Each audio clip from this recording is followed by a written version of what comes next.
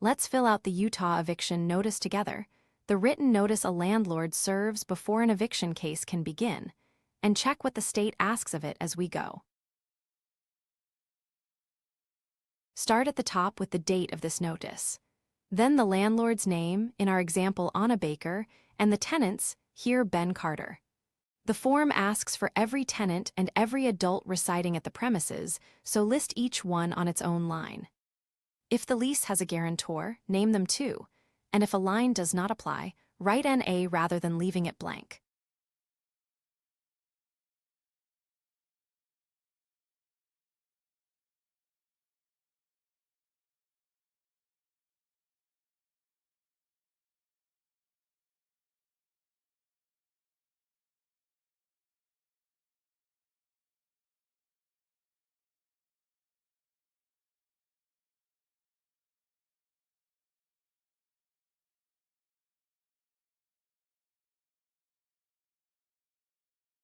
Next, the leased premises.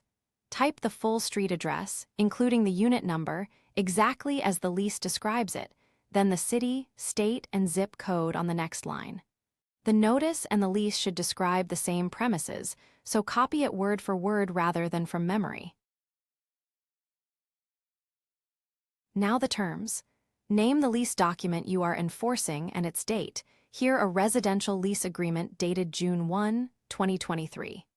The next blank, the number of days the tenant gets, is set by your state's law. We cover it in the requirements in a moment, so fill it in after checking that.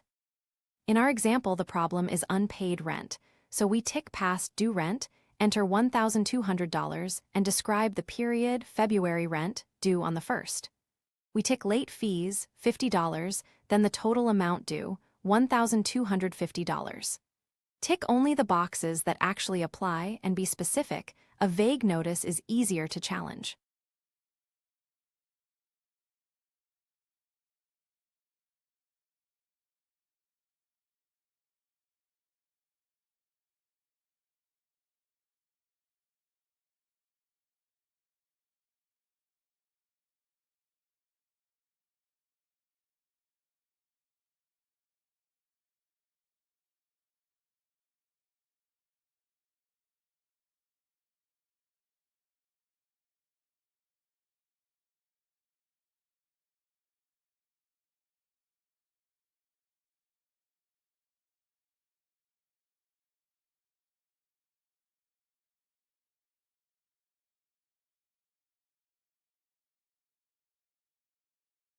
If you need to end a tenancy in this state, the rules depend on why you're asking the tenant to leave. So let's walk through the main situations. For a no-cause termination, you must give at least 15 calendar days notice. And that notice must be served before the end of the current month or rental period, requiring the tenant to quit at the expiration of that period. For a tenancy at will, the minimum notice required is 5 calendar days. If the tenant has not paid rent, you can serve a 3 business day notice to quit. For a lease violation, you must give 3 calendar days notice to quit. And the tenant has 3 calendar days after service to cure that violation.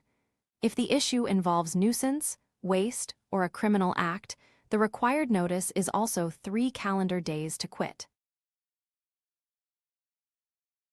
Then the signature block. Print the landlord's name, sign on the by line, and add your title on the its line, here owner. The certificate of service records when the notice was delivered, how and to whom, complete it when you actually serve the notice, and use the notary block if your state or your attorney asks for sworn service. Keep a signed copy of everything for your records.